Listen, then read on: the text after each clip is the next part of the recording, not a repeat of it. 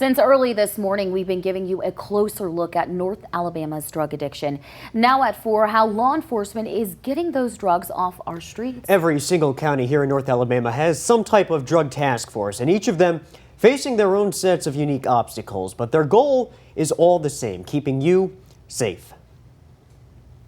You hear it all the time. Able to seize a large amount of illegal drugs. A drug and weapons bust in Huntsville. The Madison County man is facing drug charges. A big drug bust in Huntsville. Law enforcement in North Alabama working every day to get drugs off the streets. But the hurdles that authorities in each county are facing and who they're targeting is a little bit different. It's a task force where we're having a 10 to 14, 15-man drug unit. Organizations, and our task force, we try to take down organizations. In DeKalb County, agents nowadays finding more drugs in car trunks than homes. Got a broad band of people from other states and areas coming through our county that, are possibly trafficking illegal drugs. Namely Atlanta, on their way to cities like Huntsville, Birmingham, or Nashville.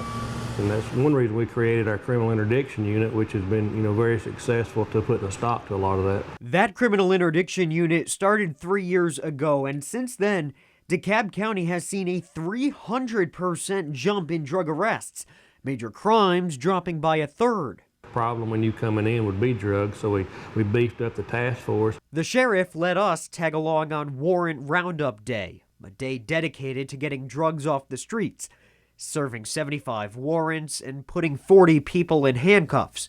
Quick action to stop more crime in the future.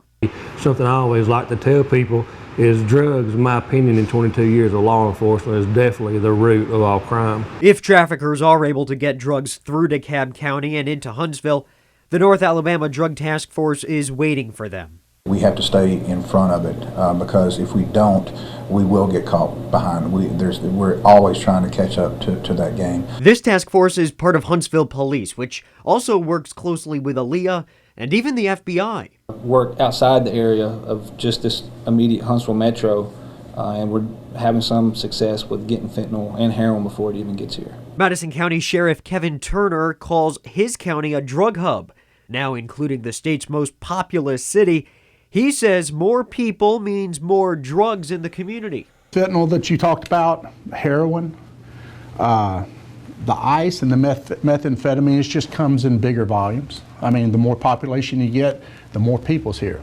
Captain Jerry King agrees. The growth of Huntsville and our economic base that we have, it's a perfect market for drug dealers to take advantage of. In 2020 alone, the North Alabama Drug Task Force seized over $8.4 million worth of drugs and nearly 250,000 grams of illegal substances. Their main priority is to be proactive and to take drugs and as many guns off the street, and it's been a big-time success for us. Now that's just a snippet of some of the drug units here in our area, and each county with their own fighting the battle against illegal drugs in their own way. Our coverage continues now on WAAY 31 News at 5. Coming up, we take a look at the impact drugs have on children in our communities, babies born into a cycle of addiction, some even as addicts themselves. But in the meantime, representatives from Partnership, that is, for a Drug-Free Community, here with us now at WAAY 31. We're hosting a phone bank to answer your questions. Megan Reyna live just down the hall now. Megan, take it away. Yeah, that's right. Right now, we have a phone bank with Partnership for Drug-Free Community, like you mentioned, Luke. And joining me right now is Wendy Reeves. She is the director of this organization. And Wendy, why is it so important that y'all are around? We recently launched a new initiative, Recovery Resource Hub. So tell us about that.